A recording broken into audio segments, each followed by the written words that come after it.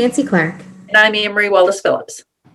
We're the Hospice and Bereavement Coordinators for VO1 Oxford, and this is Morning Chats with Anne-Marie and Nancy. Cheers, Anne-Marie. Cheers, Nancy.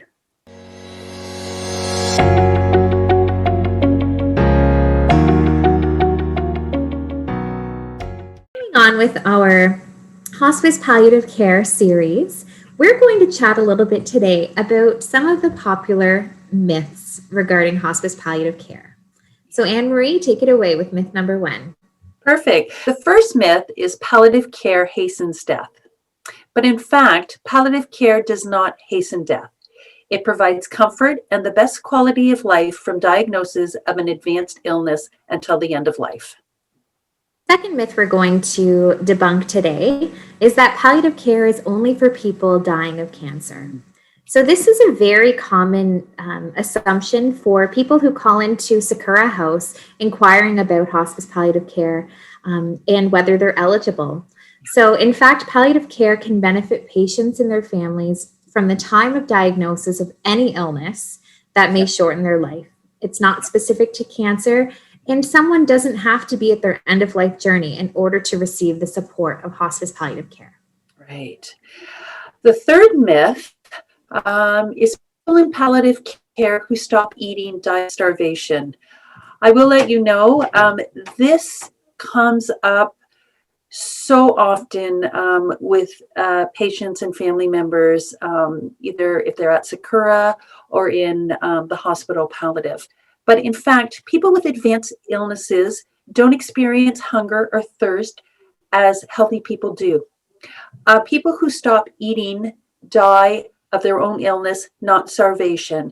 And in fact, sometimes it actually does more harm than good to feed patients at end of life. This one myth is very hard for families because there is such an attachment of food to comfort and giving care. Absolutely. And just to touch on that a little bit further, people are so worried and concerned that their loved one is in pain due to malnourishment or not eating or drinking anymore, when that's not the case. A dying person, their body, it just simply does not require the same fuel and nourishment that a healthy person does. And it's the Absolutely. normal process of a body coming to conclusion. Yep. So the fourth myth that we're going to chat about today is the idea that palliative care is only provided in hospital.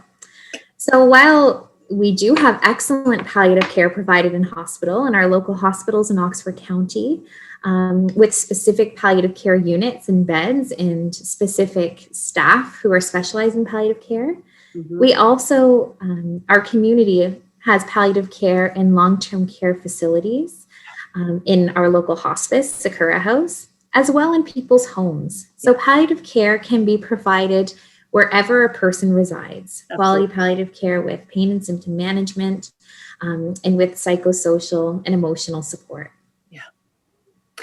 And the last myth that we're going to debunk today is the myth of we need to protect children from being exposed to death and dying. Allowing children to talk about death and dying can help them create healthy attitudes that benefit them as an adult. Like adults, children also need their time to say goodbye to people who are important to them. We have become a death-defying society. And if you look at our history, children actually were at the bedside of the dying when death, occurred at home, and children were more exposed to death. And it's really, really important to include the children and tell them honestly and openly, age appropriate, obviously, what is going on with their loved one. There is lots of information out there. I know at Sakura, we have a hospice and bereavement community library, which has great books available for children. So we need to be open and honest and not protect our children from being exposed to death and dying. So we're going to continue with the next 5 myths next week.